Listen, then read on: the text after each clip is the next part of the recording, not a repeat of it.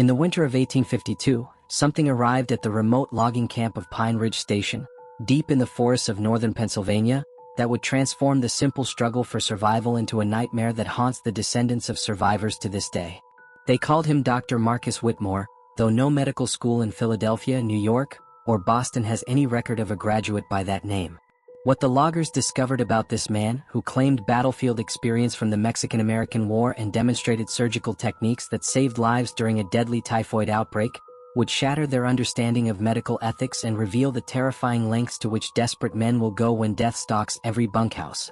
For over 170 years, the Pennsylvania State Archives have kept certain documents sealed from public view.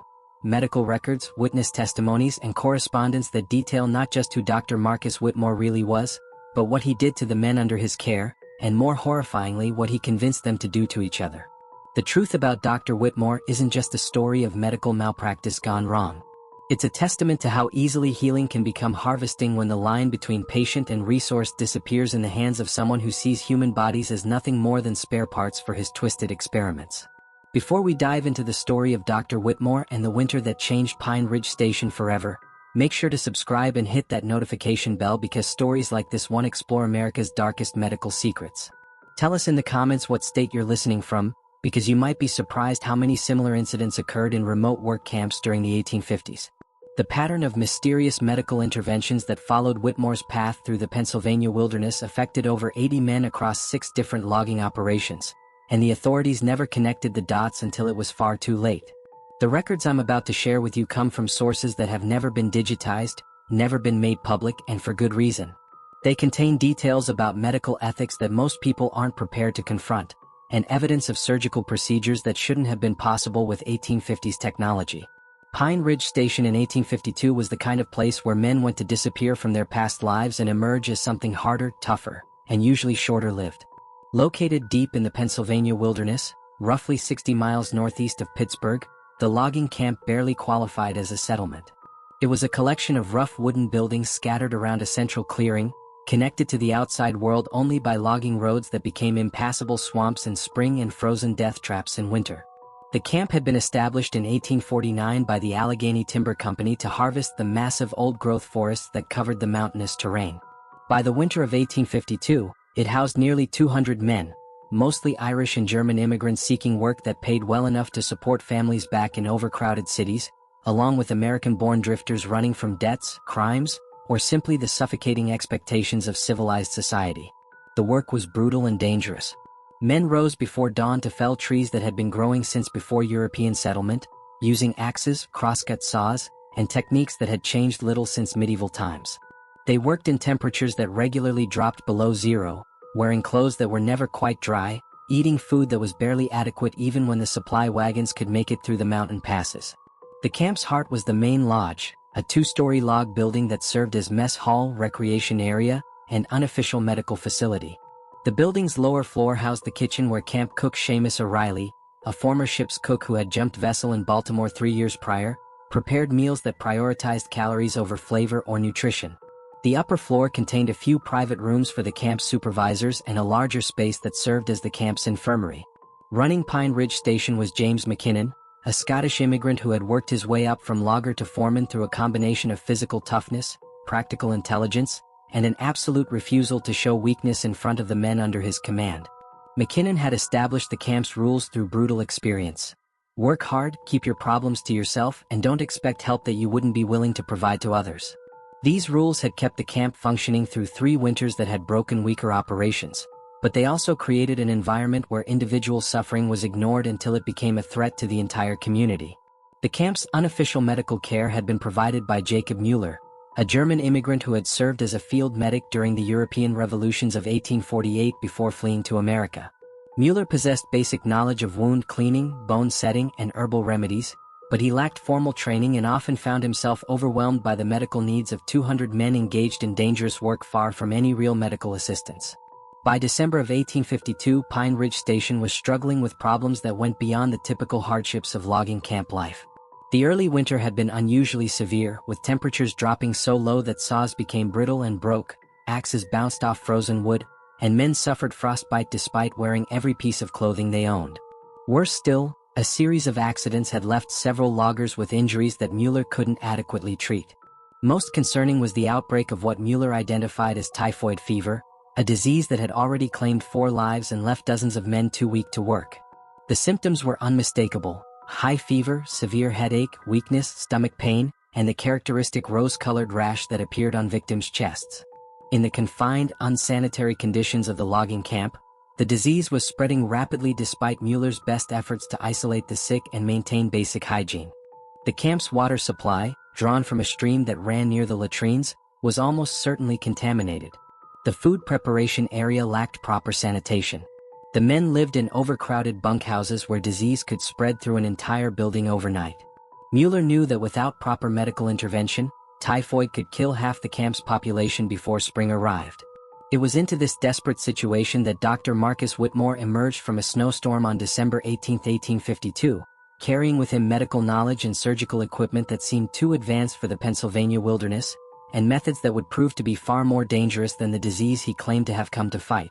The first person to spot Dr. Whitmore was young Timothy O'Malley, a 16-year-old Irish boy who worked as a camp messenger and general laborer. Timothy had been checking the camp's perimeter for fallen trees that might block the logging roads when he saw a figure moving steadily through the forest, following no established trail but walking with the confidence of someone who knew exactly where he was going. What struck Timothy immediately was how the stranger seemed unaffected by conditions that were keeping the camp's most experienced woodsmen huddled around fires.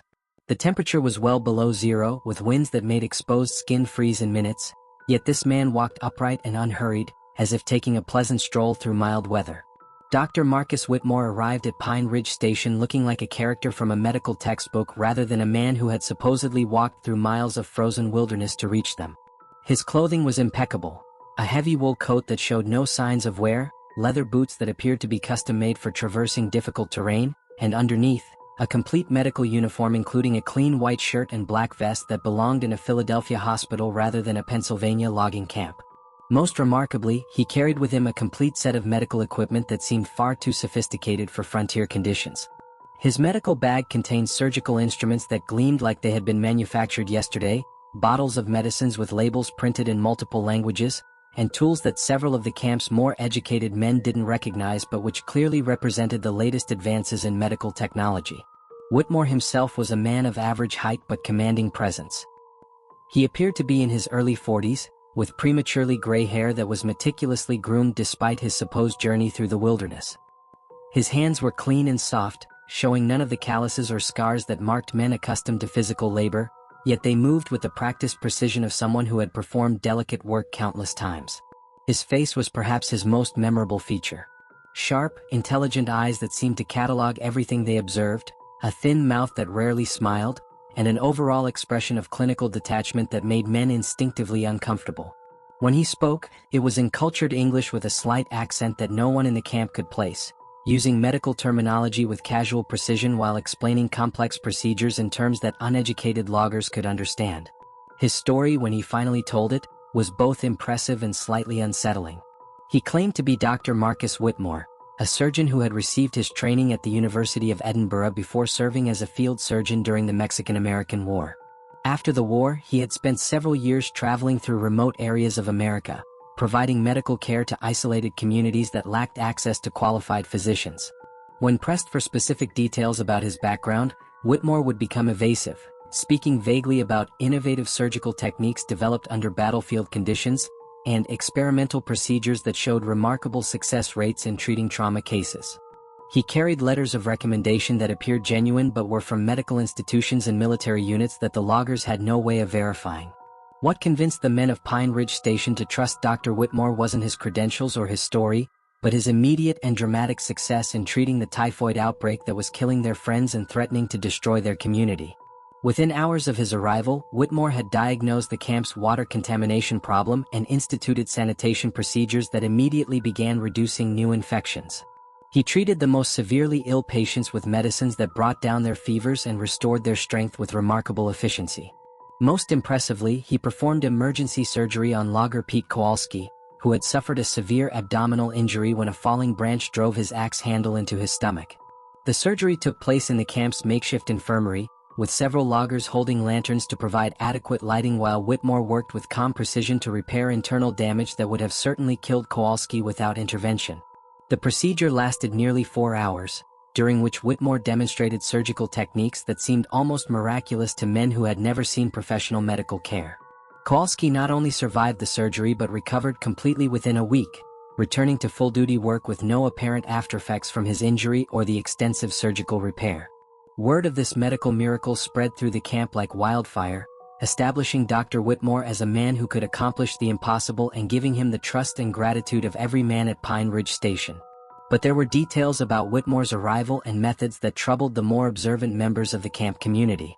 Jacob Mueller, the camp's previous medical provider, noticed that some of Whitmore's surgical tools were designed for procedures that seemed unusually specialized and invasive for general medical practice.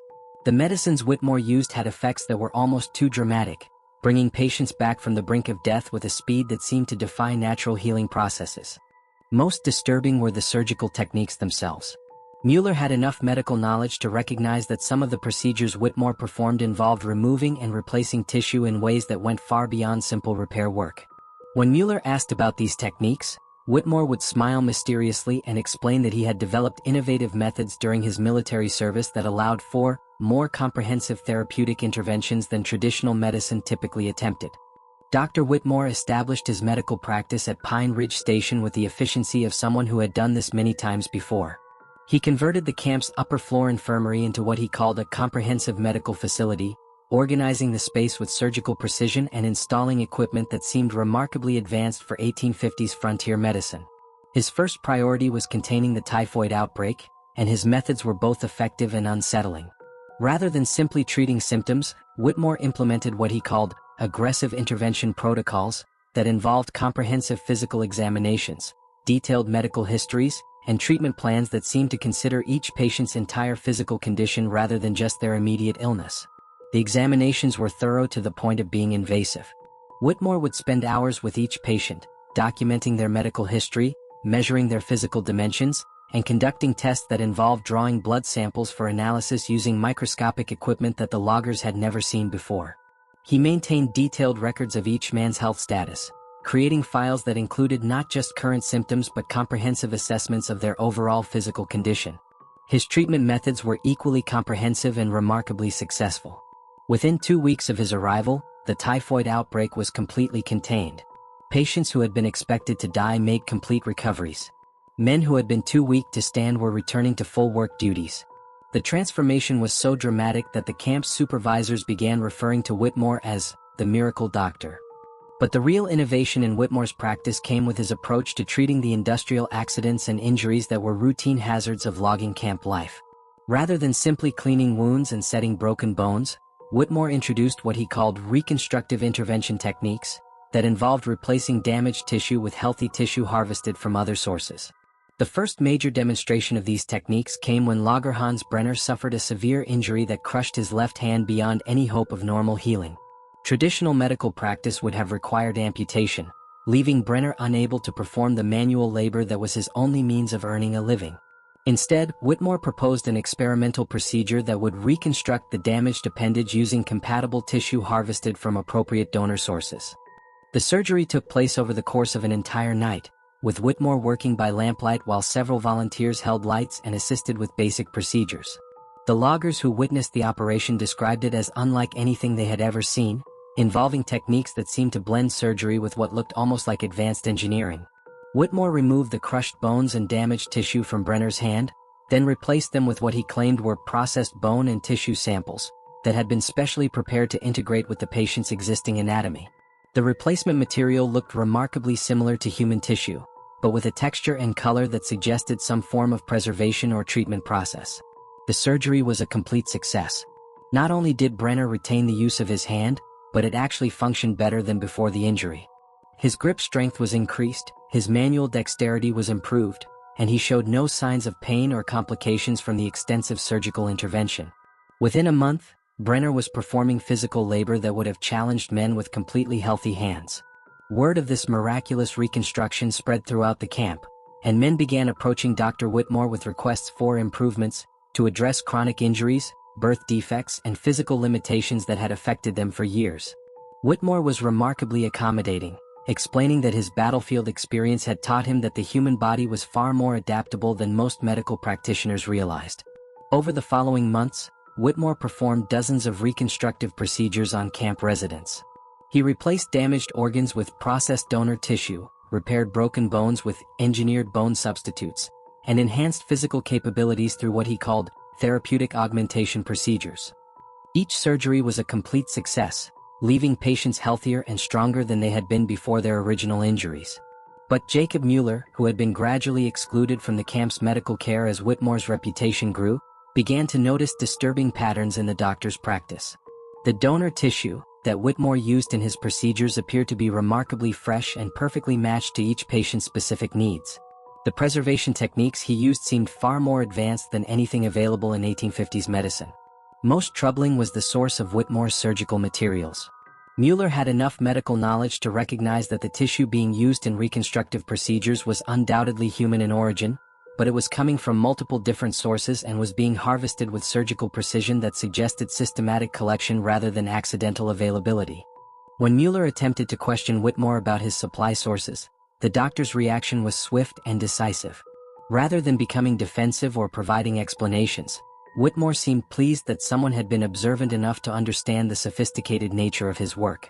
"Ah, Jacob," Whitmore said, his clinical smile taking on a predatory quality that made Mueller's blood run cold. "I had hoped someone in this community would possess the intelligence to appreciate the innovation we're achieving here. Yes, you are correct in your assessment. The most effective medical interventions require the use of human tissue from compatible donors. The battlefield taught me that waste is the greatest tragedy in medical practice." Whitmore continued his explanation with the calm precision of a professor delivering a lecture to interested students. "These men work in conditions that regularly destroy their bodies. Traditional medicine would simply patch them up and send them back to face the same dangers again and again until they were too broken to be useful. My methods allow us to rebuild them into something stronger, more durable, more capable of surviving the demands of their environment." Mueller's discovery of Whitmore's tissue harvesting operation led to an investigation that revealed the true scope and sophistication of the doctor's activities at Pine Ridge Station.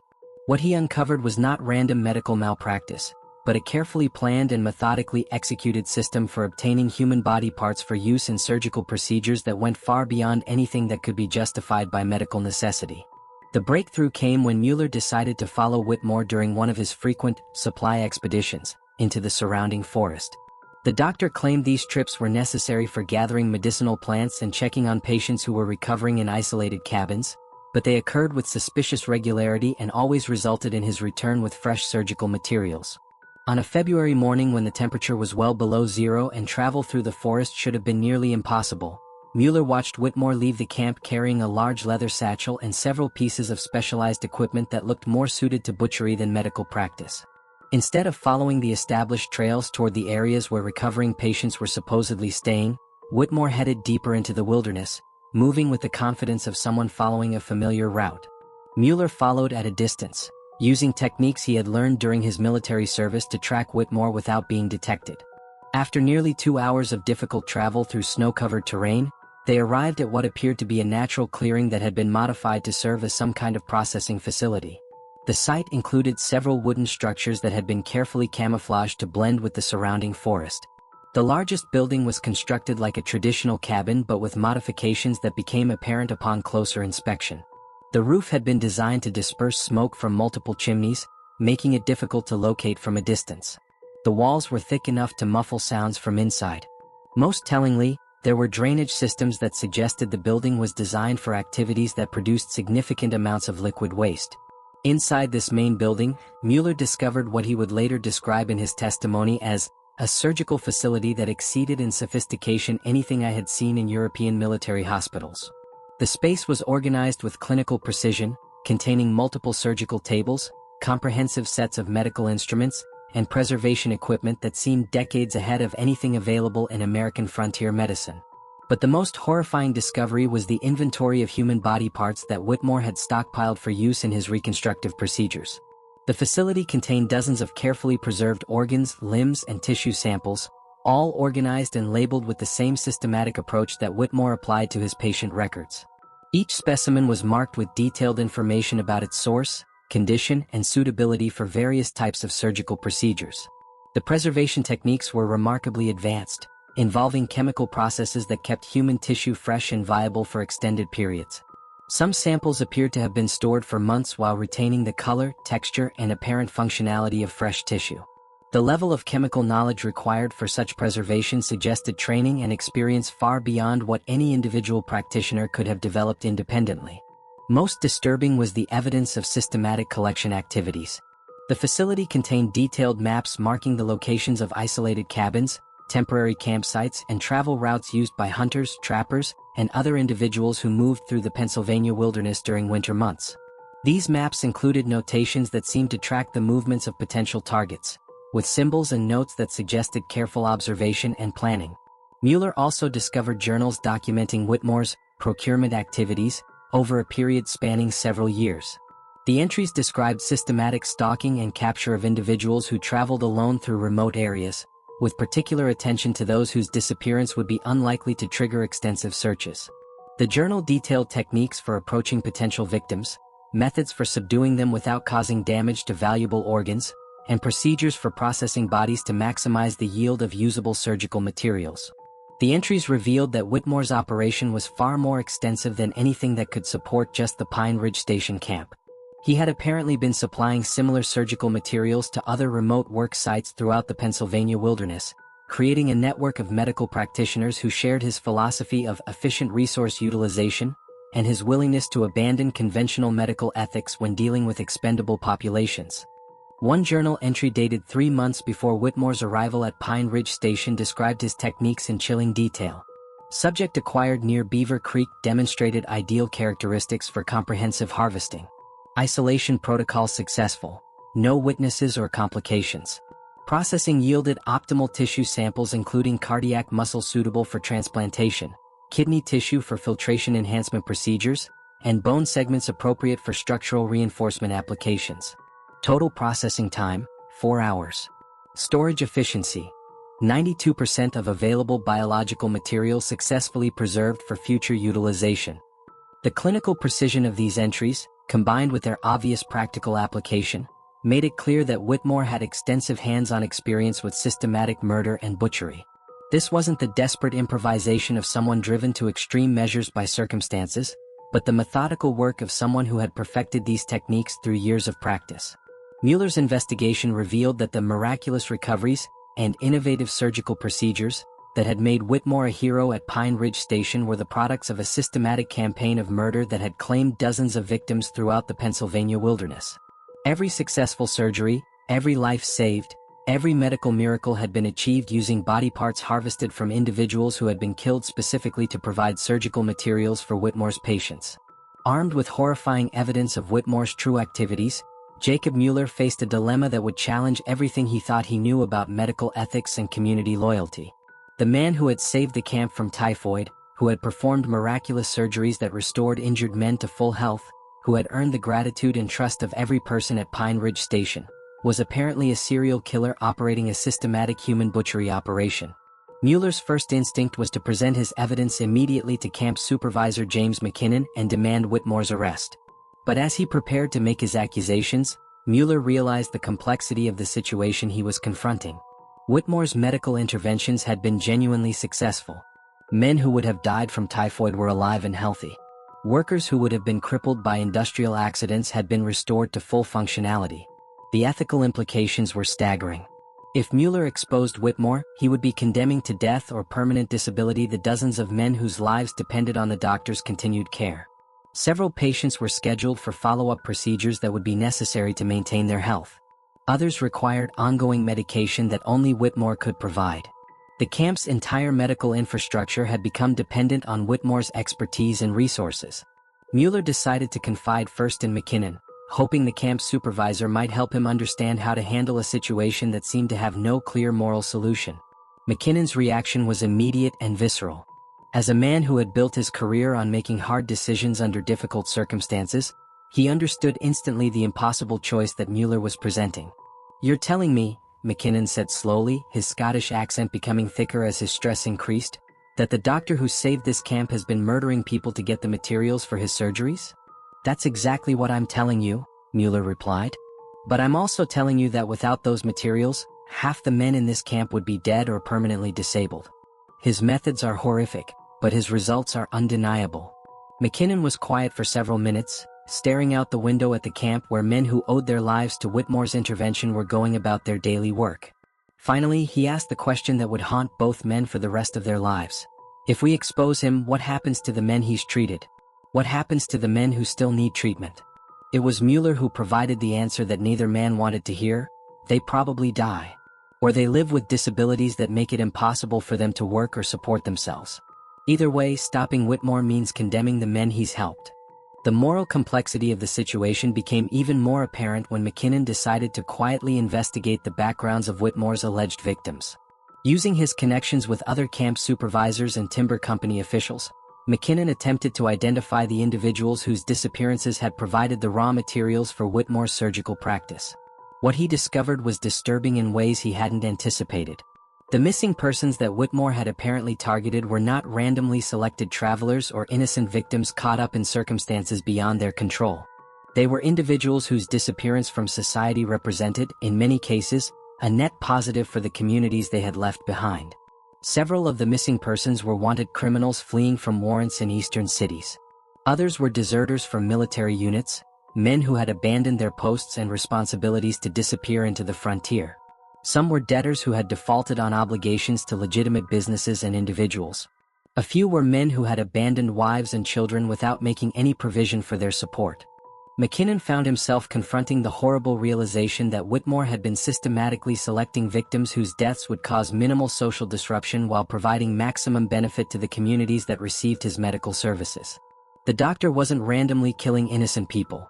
He was creating a system where society's outcasts and criminals were being processed into medical resources for hardworking men who deserved better lives than their circumstances would normally allow. The ethical implications of this discovery shattered McKinnon's previously clear understanding of right and wrong.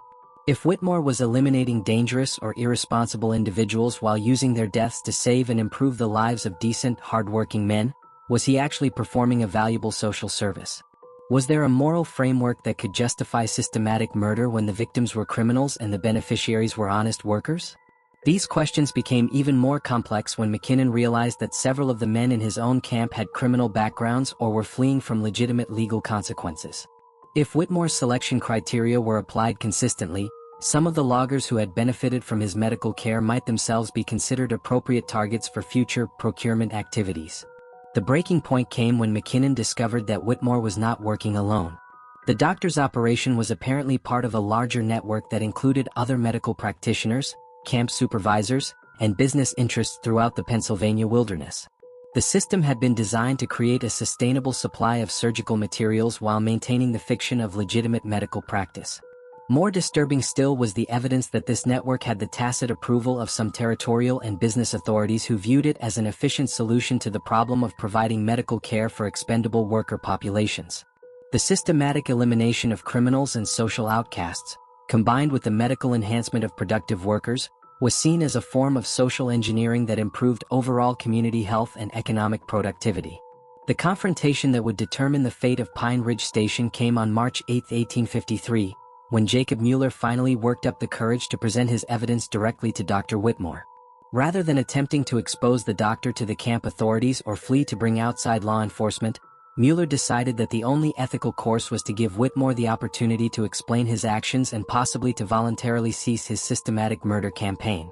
Mueller found Whitmore in his surgical facility, preparing for a procedure on logger Tom Henderson, whose damaged spine was to be repaired using specialized vertebral tissue that Whitmore claimed would restore Henderson's ability to walk. The doctor was laying out his instruments with characteristic precision, humming softly to himself as he prepared for surgery that would either save Henderson from life as a paraplegic or represent another triumph for Whitmore's horrific supply system. "Doctor," Mueller said, his voice barely steady as he entered the surgical area, "we need to discuss the source of your medical supplies." Whitmore looked up from his preparations, and Mueller was struck by the complete absence of surprise or alarm in the doctor's expression. Instead, Whitmore seemed almost pleased that someone had finally discovered the full scope of his activities. "Ah, Jacob," Whitmore said, setting down his instruments and giving Mueller his full attention. "I was wondering when someone would develop the intelligence to understand what we've been accomplishing here. Please sit down. I think you'll find my explanations quite enlightening. What followed was the most chilling conversation of Mueller's life. Rather than denying the accusations or expressing shame about his systematic murder campaign, Whitmore seemed eager to explain his philosophy and methods to someone who he believed might be capable of understanding their sophistication. "You see, Jacob," Whitmore began, his voice taking on the tone of a professor delivering a lecture to a promising student, "traditional medical practice is constrained by artificial moral boundaries that prevent doctors from providing optimal care for their patients. Society has created taboos around human tissue utilization that force medical practitioners to watch patients die rather than use readily available biological resources." Whitmore gestured toward Henderson, who lay unconscious on the surgical table, prepared for the procedure that would either restore his mobility or damn him as an unwitting participant in Whitmore's systematic butchery. "This man will walk again because I have access to spinal tissue that perfectly matches his biological requirements. Traditional medicine would condemn him to life as a cripple because doctors lack the courage to obtain the materials necessary for proper treatment. Which approach is more ethical, allowing suffering when relief is possible, or taking the steps necessary to eliminate that suffering?" Mueller felt sick as he realized the logical trap that Whitmore was constructing. The doctor's argument was seductive in its apparent reasonableness, offering a utilitarian framework that made systematic murder seem like a form of social service. "But you're killing innocent people," Mueller protested weakly. "Innocent?" Whitmore laughed, pulling out a thick file that contained detailed records of his procurement activities. "Jacob, I think you'll find that my selection criteria are far more sophisticated than random victim selection. Every individual whose biological materials have contributed to our medical successes was carefully chosen based on their negative social value and minimal contribution to community welfare." Whitmore opened the file and began reading from detailed profiles of his victims. James Crawford, wanted for armed robbery in 3 states, abandoned a wife and 2 children to flee prosecution. Michael O'Brien, deserted from his military unit, leaving his comrades short-handed during active campaign operations. Thomas Brennan, defaulted on debts totaling over $400, leaving multiple families without resources they had legitimately earned. The list continued for several minutes, each entry documenting criminal behavior, social irresponsibility, or moral failures that Whitmore claimed justified the victim's elimination. By the time he finished, Mueller was forced to confront the horrible realization that every person whose death had contributed to the Pine Ridge Station medical miracles had been someone whose continued existence represented a net negative for society. "You see," Whitmore continued, "I'm not randomly killing innocent people. I'm implementing a system of social optimization that eliminates harmful individuals while using their deaths to improve the lives of productive, responsible members of the community. The moral calculus is quite clear when you examine it objectively." Mueller realized that he was not just confronting a serial killer, but someone who had developed a comprehensive philosophical framework to justify systematic murder as a form of social engineering. Whitmore's operation wasn't the product of madness or desperate circumstances, but the methodical implementation of a worldview that saw human beings as resources to be managed for optimal social efficiency. "But the men here," Mueller stammered, "they don't know what you're doing. They're unwitting participants in murder." "Are they?" Whitmore asked, his pale eyes taking on a predatory gleam. "Jacob, I think you'll find that most people are quite capable of ignoring moral complexities when doing so provides them with benefits they desire. These men know that my methods are unconventional. They know that my supply sources are mysterious. They know that my results are impossibly good." Whitmore gestured toward the camp outside, where men who owed their lives and health to his interventions were going about their daily routines. "They choose not to ask questions because they prefer the fiction of ignorance to the complexity of moral responsibility. They want to believe that miracles are possible without costs, that their health can be restored without someone else paying the price. I simply provide them with the comfortable lies that allow them to accept benefits without confronting consequences." The revelation of Dr. Whitmore's true nature and methods created a crisis at Pine Ridge Station that went far beyond simple law enforcement or medical ethics. Mueller found himself confronting a situation where every possible course of action would result in tragic consequences for people who had trusted him to protect their interests.